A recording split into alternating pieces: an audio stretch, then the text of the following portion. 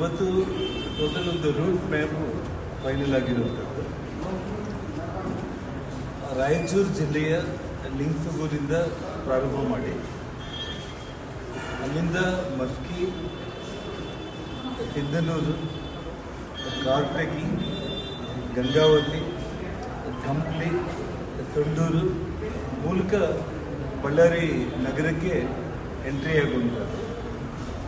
1ನೇ ತಾರೀಕು ಪ್ರಾರಂಭ ಆಗುವಂಥ ಈ ಒಂದು ಪಾದಯಾತ್ರೆ 9 ಅಥವಾ 10 ಅಂದರೆ ನಾಳೆ ಇಡೀ ನಮ್ಮ ಪಕ್ಷದ ಕಡೆಯಿಂದ ತಂಡ ರಾಜೀವ್ ಕುರ್ಚಿಯವರ ನೇತೃತ್ವದಲ್ಲಿ ಎಲ್ಲ ರೂಟ್ಗಳನ್ನು ಎಲ್ಲೆಲ್ಲಿ ಹಾಲ್ಟ್ ಮಾಡಬೇಕು, ಹೇಗೆ ಅದೆಲ್ಲದನ್ನು ಕೂಡ ಫೈನಲ್ ಮಾಡ್ತಾ ಇದ್ದಾರೆ.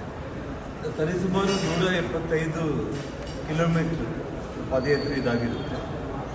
ಸೊ ಹಾಗಾಗಿ ಕೊನೆಯಾಗಿ ಅಂದರೆ 9ನೇ ತಾರೀಕು ಅಥವಾ 10ನೇ ತಾರೀಕು ಸಮಾರೋಪ ಮಾಡುವಂಥ ಒಂದು ವಿಷಯ ಒಂದು ನಾಳೆ ನಾಡಿದ್ರಲ್ಲಿ ನಮಗೆ ಆ ರೂಟ್ ಬಗ್ಗೆ ಅಂದರೆ ಆ ಡಿಸ್ಟೆನ್ಸ್ ಎಲ್ಲೂ ಕೂಡ ಕರೆಕ್ಟಾಗಿ ನೋಡ್ಕೊಂಡ್ಬಿಟ್ಟು ಸಮಾರೋಪ 9 ಅಥವಾ 10 ಇರ್ಬೋದು, ಡೇಟ್ ಫೈನಲ್ ಆಗ್ತದೆ. ಸರ್, ಇದರ ನಡುವೆ ಸಚಿವರು ರಾಜೀನಾಮೆ ಕೊಡ್ತಾರೆ ಅನ್ನೋ ಚರ್ಚೆ ಕೂಡ ಸಿಎಂಗೆ ಫೋನ್ ಮಾಡಿ ಹೇಳಿದಾರಂತೆ, ಸಾಕಷ್ಟು ವಿದ್ಯಮಾನ ನಡೀತಾ ಇದೆ, ನಾನು ರಾಜೀನಾಮೆ ಕೊಟ್ಬಿಡ್ತೀನಿ, ಪಕ್ಷ ಸರ್ಕಾರಕ್ಕೆ ಮುಜುಗರ ತಪ್ಪುತ್ತೆ ಅಂತ ನಾಗೇಂದ್ರ ಅವರು ಸಿಎಂಗೆ ಹೇಳಿದ್ದಾರೆ ಅನ್ನೋಂಥ ಚರ್ಚೆ ನಡೀತಾ ಇದೆ. ಅದನ್ನು ನಾನು ಮಾಧ್ಯಮಗಳ ಮೂಲಕ ಬೆಳಿಗ್ಗೆಯಿಂದ ನಾನು ನೋಡ್ತಾ ಇದ್ದೀನಿ.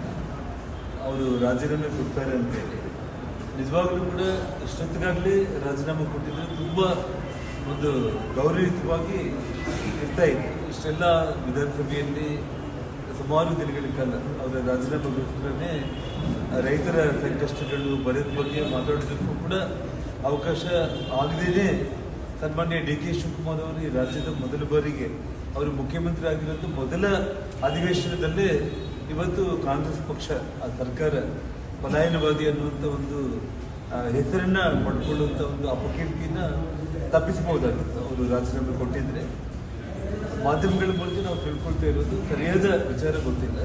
ಆದರೆ ಇವತ್ತು ವಿಜೇಂದ್ರ ಅವರು ರಾಜ್ಯಾಧ್ಯಕ್ಷರು ಮತ್ತು ರಾಧಾ ಮೋಹನ್ ದಾಸ್ ಅಗರ್ವಾಲ್ ಅವರ ಸಮಕ್ಷಮದಲ್ಲಿ ಇವತ್ತೆಲ್ಲ ಒಂದು ತೀರ್ಮಾನ ಆಗಿರೋದು. ಯಾವುದೇ ಕಾರಣಕ್ಕೂ ಕೂಡ ಅವರು ರಾಜೀನಾಮೆ ಕೊಡ್ತಾರೆ ಇನ್ನೊಂದು ವಿಚಾರಗಳು ಇನ್ನೂ ಸ್ಪಷ್ಟವಾಗದೇ ಇರುವಂಥ ಈ ಸಂದರ್ಭದಲ್ಲಿ ಜೊತೆಗೆ ಅವರು ರಾಜೀನಾಮೆ ಕೊಟ್ಟರೂ ಕೂಡ ರಾಜ್ಯದಲ್ಲಿ ಸಾಕಷ್ಟು ಇವತ್ತೇನು ರೈತರ ಪರ ಸಮಸ್ಯೆಗಳಾಗಿರ್ಬೋದು, ನವಲಿ ಜಲಾಶಯದ ಬಗ್ಗೆ ಆಗಿರ್ಬೋದು ಮತ್ತು ಬರದ ಬಗ್ಗೆ ಆಗಿರ್ಬೋದು, ಇದೆಲ್ಲ ವಿಚಾರಗಳಲ್ಲಿ ಕೂಡ ಪಾದಯಾತ್ರೆ ಮಾಡಬೇಕಂತ ಹೇಳಿ ಇವತ್ತೇನು ಪಕ್ಷದ ನಿರ್ಧಾರ ಏನಿದೆ ಅದನ್ನು ಅಂತಿಮವಾಗಿ ಇವತ್ತು ಫೈನಲ್ ಮಾಡಿದ್ದಾರೆ. ಎಲ್ಲೊಂದು ಕಡೆ ನಾಗೇಂದ್ರ ಒಂದೇ ಒಂದು ನಾನು ಮಾಧ್ಯಮಗಳಿಗೆ ರಾಜ್ಯದ ಜನರಿಗೆ ಇಲ್ಲಿ ನಾವು ತಿಳಿಸ್ತಾ ಇರೋದು ಒಂದೇ ಒಂದು ವಿಚಾರ ಏನಿದೆ, ಸರಿಸುಮಾರು 3 ಲಕ್ಷ ಇಂಡಿವಿಜುವಲ್ಸ್ಗೆ ಆ 187 ಕೋಟಿ ಹಣ ಆ ವಾಲ್ಮೀಕಿ ಜನಾಂಗದ ಯುವಕರಿಗೆ, ನಿರುದ್ಯೋಗಿ ಯುವಕರಿಗೆ, ಎಜುಕೇಷನ್ ಪರ್ಪಸ್ ಅಥವಾ ಮಹಿಳೆಯರಿಗೆ ಒಂದು ರೋಡ್ ಬದಿ ಅವರೆಲ್ಲ ಸಣ್ಣ ಪುಟ್ಟ ವ್ಯಾಪಾರಗಳು ಮಾಡ್ಕೊಳ್ಳೋದಕ್ಕೆ ಅಥವಾ ರೈತರಿಗೆ, ವಾಲ್ಮೀಕಿ ಜನಾಂಗದ ರೈತರಿಗೆ ಭೂಮಿ ತಗೊಳ್ಳೋದಕ್ಕೆ ಹೆಚ್ಚು ಕಡಿಮೆ 3 ಲಕ್ಷ ಇಂಡಿವಿಜುವಲ್ಸ್ಗೆ 187 ಕೋಟಿ ಹಣ ಉಪಯೋಗ ಆಗಬೇಕಾಗಿತ್ತು. ಅದನ್ನು ಇವತ್ತು ದುರುಪಯೋಗ ಮಾಡ್ಕೊಂಡಿರೋದ್ರಿಂದ ಅವರು ರಾಜೀನಾಮೆ ಕೊಡಲೇಬೇಕನ್ನುವಂಥದ್ದು. ಸನ್ಮಾನ್ಯ ಸಿದ್ದರಾಮಯ್ಯ ಅವ್ರನ್ನ ಅವರು ಬಿಟ್ಟಿದ್ದಕ್ಕೆ ಕಾರಣ ಅವತ್ತೇನಾಗಿತ್ತು, ಡಿ ಕೆ ಶಿವಕುಮಾರ್ ಅವರು ತಗೊಳ್ಳೋದಕ್ಕೆ ಏನು ಕಾರಣ ಅನ್ನೋದೇ ನಮ್ಮ ಪ್ರಶ್ನೆ ಆಗಿತ್ತು. ರಾಜೀನಾಮೆ ಕೊಟ್ಟರೆ ನಿಮ್ಮ ಜಯನ, ಪಕ್ಷದ ಜಯನ, ಹೋರಾಟ ಜಯನ? ಪಕ್ಷದ ಜಯ ಅನ್ನೋದಕ್ಕಿಂತ ಕೂಡ ಅವರು ರಾಜೀನಾಮೆ ಕೊಡೋದ್ರ ಮೂಲಕ ಆ 187 ಕೋಟಿ ಹಣವನ್ನು ಇವತ್ತು 3 ಲಕ್ಷ ವಾಲ್ಮೀಕಿ ಜನಾಂಗದ ಯುವಕ ಯುವತಿಯರಿಗೆ, ಮಹಿಳೆಯರಿಗೆ, ರೈತರಿಗೆ ಕೊಡೋದ್ರ ಮೂಲಕ